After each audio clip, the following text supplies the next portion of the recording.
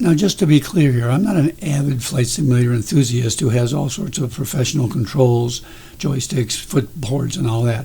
I'm just a guy that likes to fly. That being said, I'm having a tough time with the challenges using regular joystick or keyboard. And so I thought I'd cover something about it may help you in your pursuit of going after challenges.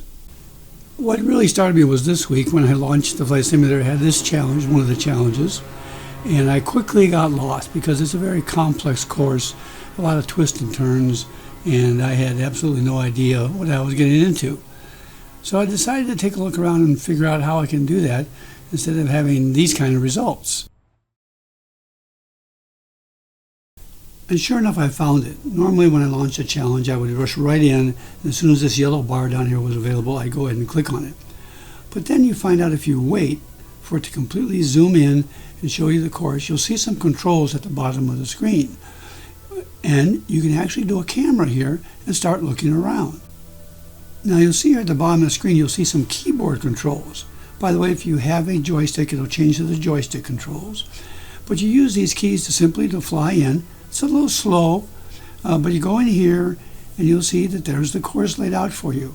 And it'll show you where you have to go and where the next gate is. And you can zoom in as far as you want, look completely around, see what's going on. There's the gate right there.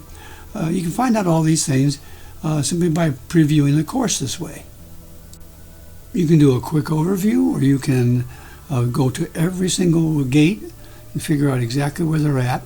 For example, after you go over this hill here, on this one there's a giant vertical drop, and you got to try and make the gate near the bottom. And then you got to pull out of it in time to make the next gate. Not an easy task. Now the next challenge was a low-level jet pass. And you can, by the way, do it either in cockpit mode or jet mode. I switched to cockpit mode here to make it a little bit easier. But the idea is you have to fly through the mountains at the lowest possible altitude over a certain area. It's not exactly a course, it's just you have to get to the checkpoint at the end within the area provided.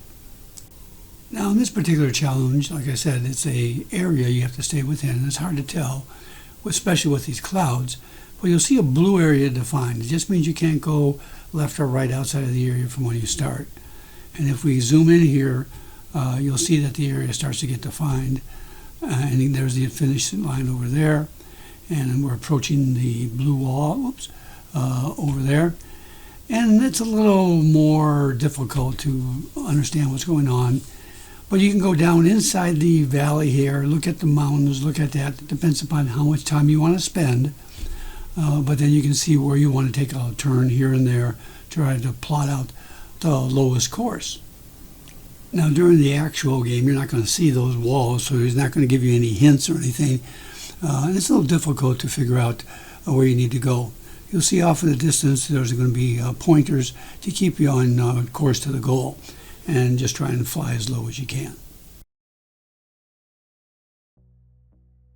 Now these challenges vary every week, but this one, the last one, is the Saba, which is a precision landing, and that's typical. Earlier in one of the weeks there was a helicopter one.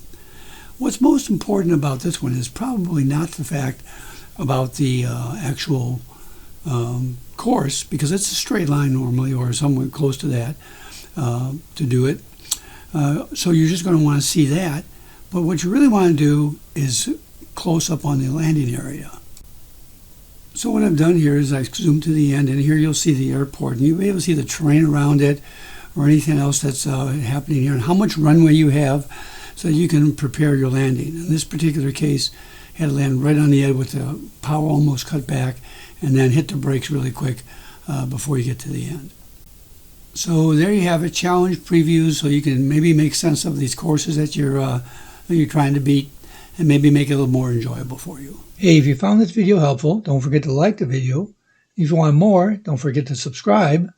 And don't forget to click on the bell icon to get your notifications. You can also follow me on Facebook and Twitter. The links are in the description of this video.